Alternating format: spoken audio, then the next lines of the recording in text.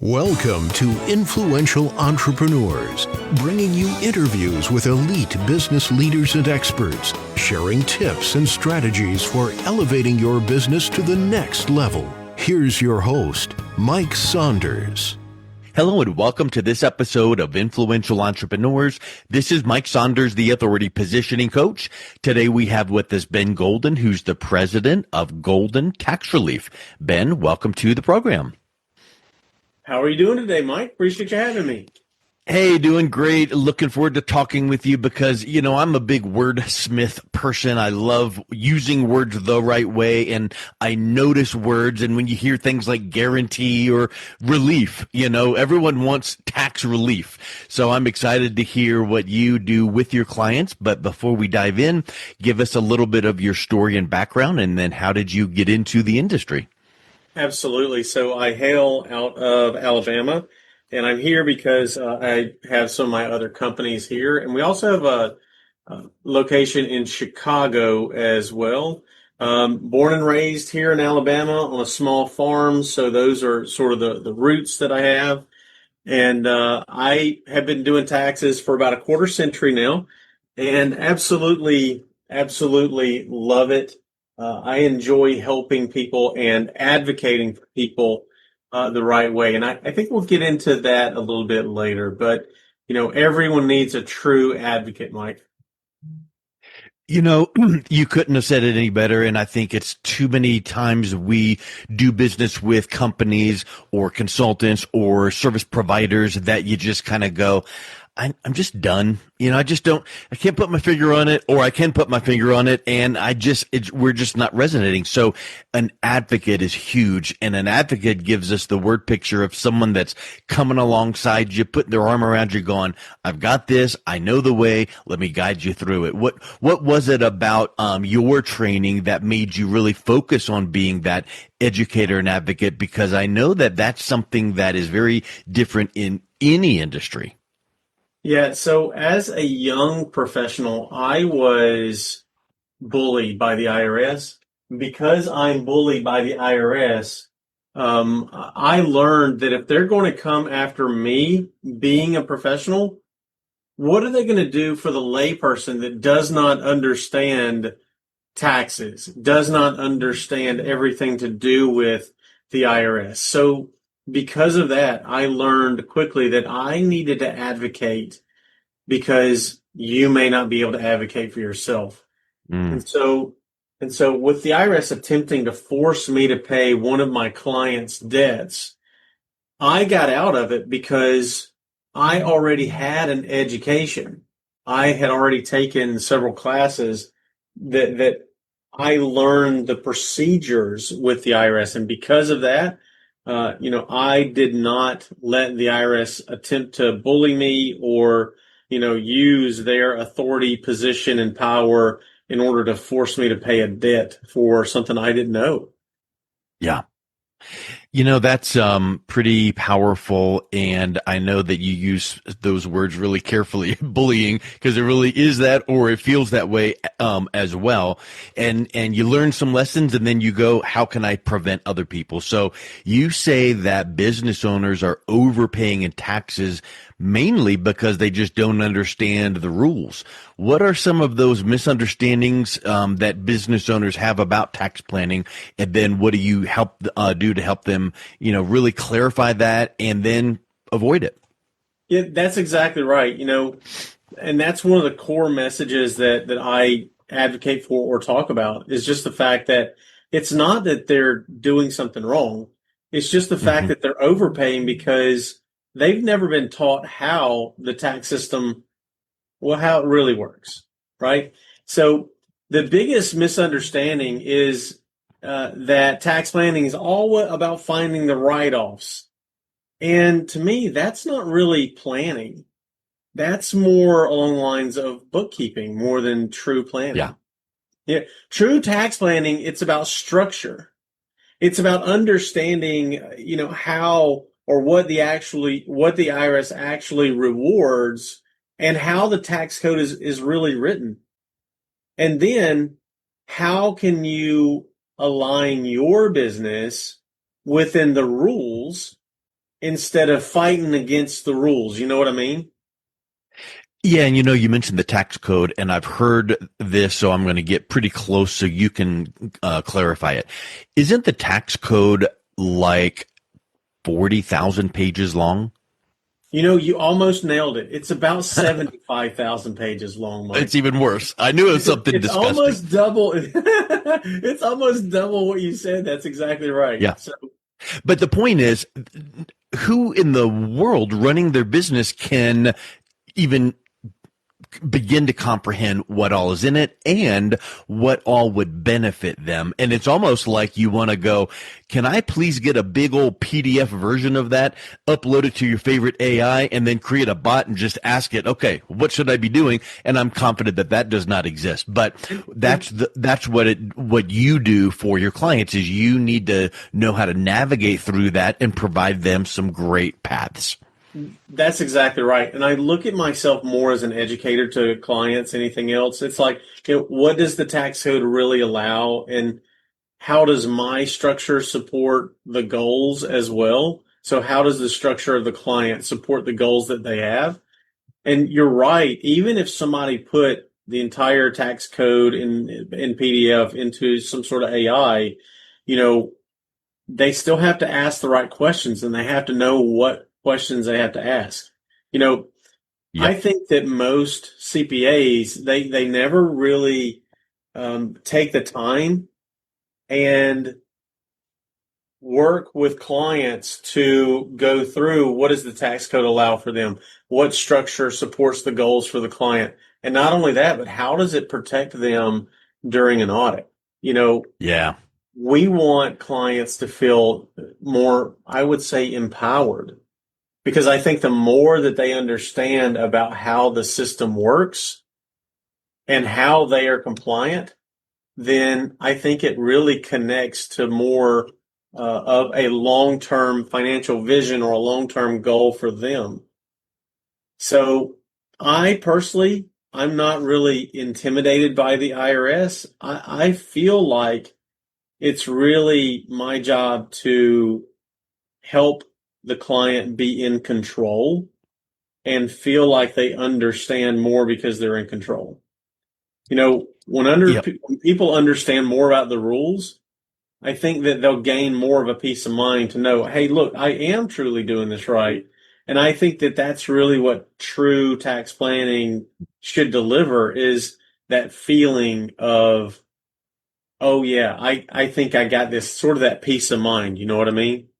Yeah, and it kind of from the layperson in my perspective, hearing you say that, it makes me think of like the order taker. Like, okay, I'll take 3 units of X, and the person goes, okay, here you go. Versus the educator and advocate that goes, okay, let's figure out why you're asking for that. What do you want to accomplish? And in your case, you are having certain go-tos regarding write-offs or opportunities or strategies that you have in your back pocket, but then you're listening to the business owner going, okay, well, let's ask these questions and let's go a little bit deeper. And then you're kind of taking, this piece and that piece and putting it together into that plan and strategy. And you've developed something called the Golden Path. Talk a little bit about that. That's right. So the Golden Path is a proven process that I built after creating over 700 tax plans. Wow. And, I've helped more than 1,000 people navigate IRS issues as well. So I created the Golden Path, and it's a blueprint that ensures that they're not only just saving money this year, but it's building something that's sustainable, what I call evergreen, and compliant for the future as well. Now, the Golden Path has 3 steps in it. Can I go over those real quick? Yeah, of course. Wonderful, thanks. So the first step is what I call mapping the path. Now, that's where we start to understand where the client is today.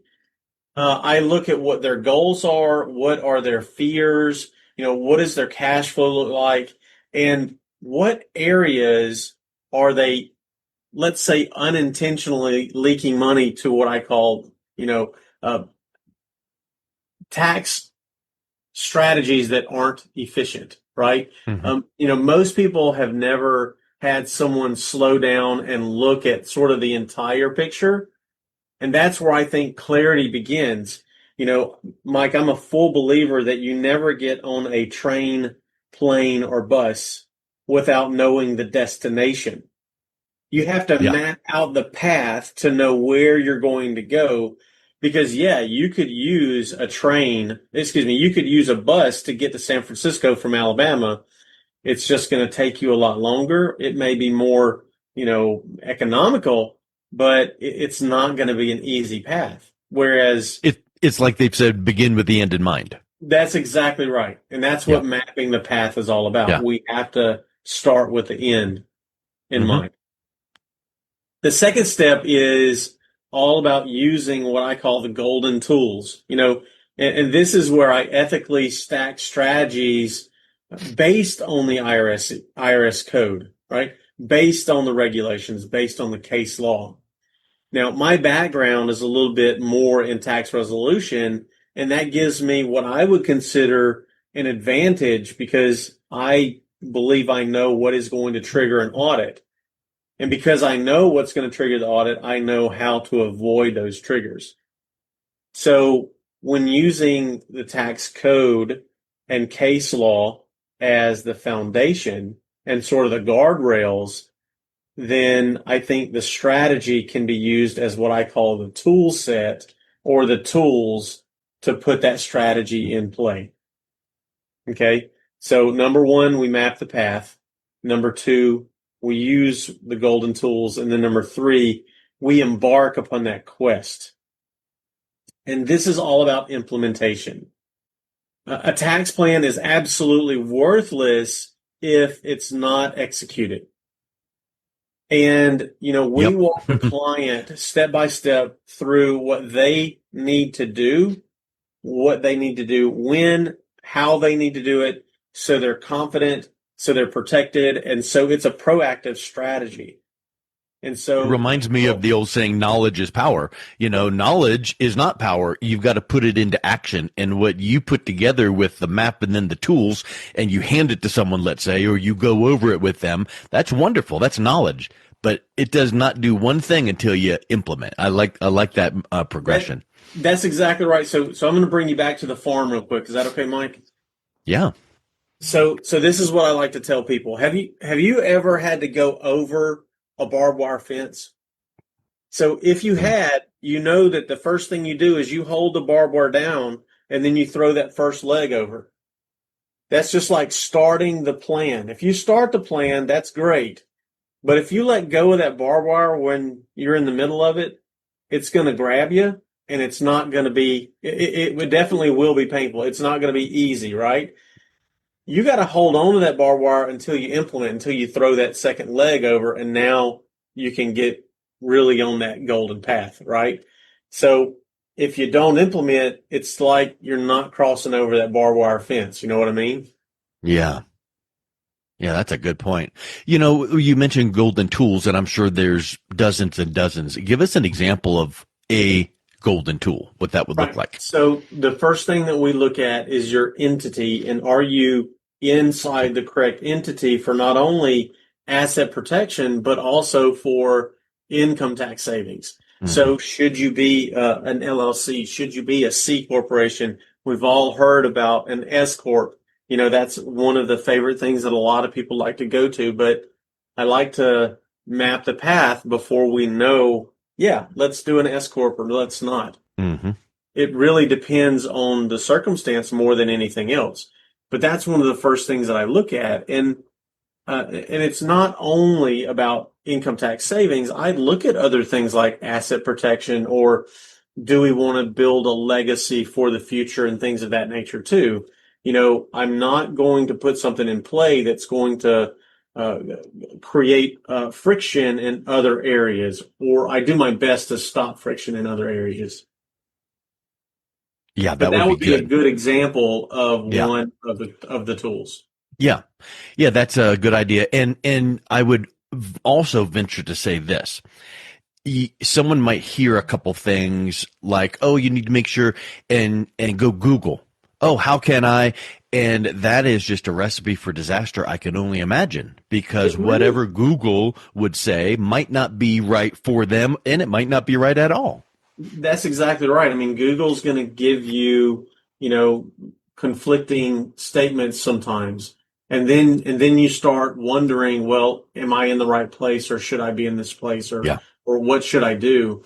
You know, we've always heard your doctor tells you one thing and then you go and you WebMD it and the next thing Yep. you know, you've you've got something that's three times worse with seven Yeah. times the side effects and Yeah. and you're on death's doorway. So, there I think Google and the internet, it's wonderful and it gives you a lot of information. I think information is the key, but it's not the only thing that you should pay attention to. Yep. Yep, that's a great point. You mentioned the tax resolution, and I know you've helped hundreds or many hundreds of people with that IRS resolution problems, liens, all of that. What do entrepreneurs need to know about navigating through that? And what is your first step when someone comes to you and says, I've got this issue? How are you going to help them, not feel overwhelmed or intimidated? Because anytime you hear those three letters, a little pit in your stomach seems to start welling up, huh? Exactly. I think that, those are the most feared letters in the alphabet when put together, right? Yeah. It's right up there with IRS is right up there with FBI, right? Nobody wants to see that coming. Or it's right up there with, I'm with the government, I'm here to help. Yeah, Ronald Reagan was 100% right. That's one thing that is scary to hear. Hmm. So, you know, if somebody faces IRS problems, there's two things that the IRS is going to look at and say, number one, hey, you're under audit. We think you owe more. Or number two, you actually do owe more and you can't afford to pay it. Yeah. The first thing I tell business owners or people in problems is number one, look, you're not alone. And Mike, I've seen some really, really bad cases. Chances are the case that they have is not the worst one that I've ever seen. Yeah. The IRS really has one job, and that's really to collect money, and they don't really care who they get it from. And, Yep. and when you're dealing with them, you are up against the entire government, and they're not going to give you a guide. They're not going to say, "Oh, well, these are your options." They're just going to say, "Hey, you owe us this." And that's where I'm going to step in. That's where we want to step in. And my philosophy is pretty simple. I want to look at every tax problem through more than one lens. I want to look at it from the legal standpoint, the law, and what does the IRS allow? And then I also want to look at it from what is the situation and the human being behind the situation. Yeah. More likely than not, it's a great person that's fallen into a bad situation that has created where they are. You know, People fall behind with the IRS because of many, many reasons. Illness or divorce or the death of a family member or even something a little bit easier like bad bookkeeping or Hmm. the company grew too fast and their eye wasn't made on the right thing. But the IRS doesn't care about the story, but we do. Yeah. And And if you can I tell the story the right way ahead of time, the thought that popped into my mind is it's like in sales, if you can present and explain and educate to overcome an objection before it comes up, then it's never friction. So if you can prep and do things ahead of time, then you're not going to have the potential audit or the things. You just need to be looking a few steps down the road. That's exactly right. And because we've been through these cases, and helped a lot of people, we've been in that position. We know what the next step is. We know how to determine the best path forward for the client. If it's going to be, a payment plan or penalty abatement or an offer in compromise, trying to negotiate the total amount that you pay, or fighting the IRS saying, hey, look, they really don't owe this money. Mm-hmm. And it could be as simple as getting someone into full compliance as well. We've seen a lot of different things, and, it means that our clients are going to get us a real solution, and not only a real solution, but we do our best to make sure that it's one that they can live with, and it's a solution that's what I consider ethical, and it's backed by the tax code. So we're going to do everything in our power to work inside the lines that we're given to make sure that the client is well taken care of. 100%. Well, I tell you, it's really interesting and powerful to hear that someone is out there being that guide, advocate, let me, grab the machete and forge ahead through the jungle and help the people out that are entrepreneurs and business owners with these, prep, with bookkeeping and tax prep to planning to then resolution if the time comes up. So this has been really enlightening, Ben. What's the best way that someone can learn a little bit more about what you do and reach out and connect? Yeah, absolutely. The best way to connect with me is to go to my website, bengolden360.com. That's bengolden360.com. In the top left, they can hit the connect button, the contact button, and they can either call me, text me, or email me there.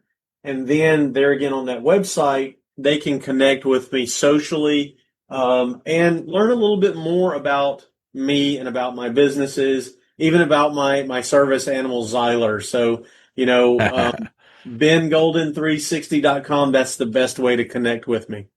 Excellent, Ben. Well, thank you so much for coming on. It's been a real pleasure chatting with you. Mike, I appreciate it, and thank you so very much. You've been listening to Influential Entrepreneurs with Mike Saunders. To learn more about the resources mentioned on today's show or listen to past episodes, visit www.influentialentrepreneursradio.com.